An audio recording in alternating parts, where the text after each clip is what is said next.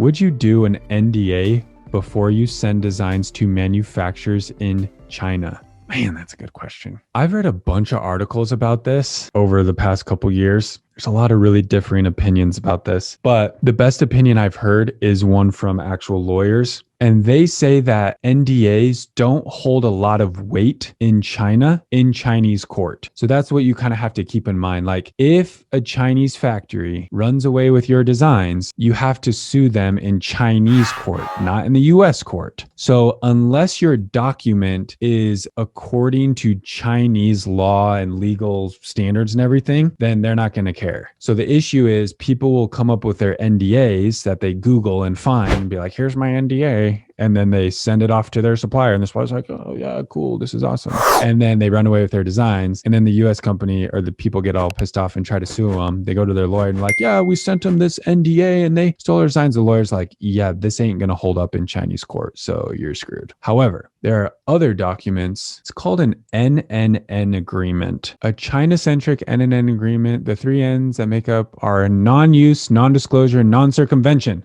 That's what it is. Let me share my screen for you guys really quickly. So you could get an NNN agreement if you were really worried about it, because those are actually recognized in Chinese court. So here's a good article. This is Harris Bricken. They're a law firm that kind of practices in this type of law, like international trade. But their whole, the whole title of this actual thing is NDAs do not work, but NNNs do. So kind of what I was saying, like NDAs don't really hold up in Chinese court super well, but an NNN does. And this article talks all about what is a non-disclosure agreement and what is an NNN agreement and blah, blah, blah. But again, to like try to simplify this for you, it's either do this right or don't do it at all. Like you can't really fake your way around it. You can use scare tactics. Don't get me wrong. You can use scare tactics if you want. I actually talked to my brother quite a bit about this. His company sources in China. The guy that he works with lived in China for a few years, has been traveling to China many times. So he speaks Mandarin. And 5 years ago,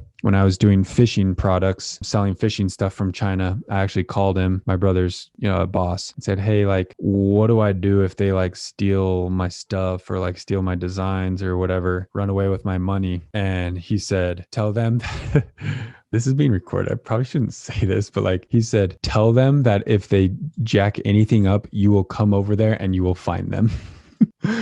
And I was like, wait, what? He's like, and if you need me to, I'll call them for you, because he speaks Chinese, and I will tell them myself. And I was like, yo, what? That's like pretty crazy. And he said, no, seriously, anytime I talk to a supplier, I call them and I tell them, like, if you screw us over, I will come over there personally and find you. I know where your factory is. I have your address. I will show up at your door. And so he uses kind of like scare tactic on that. And now obviously don't be like threatening. Like I wouldn't say anything threatening, but tell them you're for real. Like, do not mess with us. We have the means to come over there and we will pursue action against you. You can say that if you want. But again, at the end of the day, like either you'll scare them a little bit and it'll work, or they'll just say, screw you, we don't care, and do what they want. So the other thing to keep in mind, guys, about this, and this is kind of what my thought process was too about the person that messaged me on Instagram this morning saying the same thing, like, how do you protect your stuff in China? It's like, it is insanely difficult to protect your stuff in China. What is possible is to protect your stuff in the United States. So what I would recommend is don't waste too much money, time, or energy stressing over China. China's going to do what they do. China makes fake Gucci stuff. China makes fake Louis Vuitton bags all the time. Like every big brand, Nike, go over to China and they're knocking off every huge brand. So they don't care about your agreements and your NDAs. They don't care. If your factory doesn't knock it off, someone else will. Another factory will find you on Amazon and knock off your product. It happens to ours. Like it's going to happen. So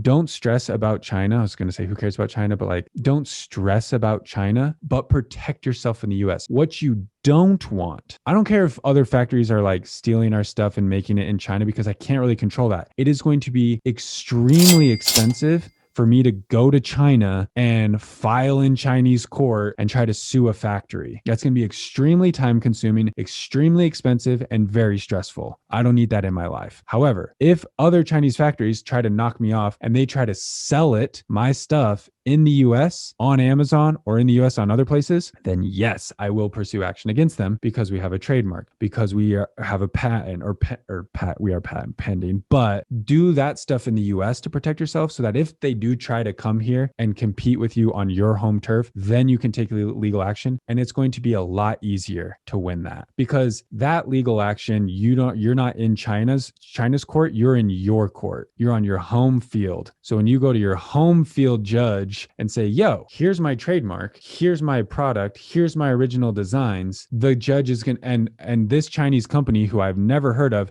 is also trying to sell my crap, your home field judge on your home turf with your home patents and trademarks and stuff, they're going to be like, we agree with you, shut them down. And then they'll shut them down. So yeah, that's what I would spend my time on, is protecting myself in the US and not worry too much about China.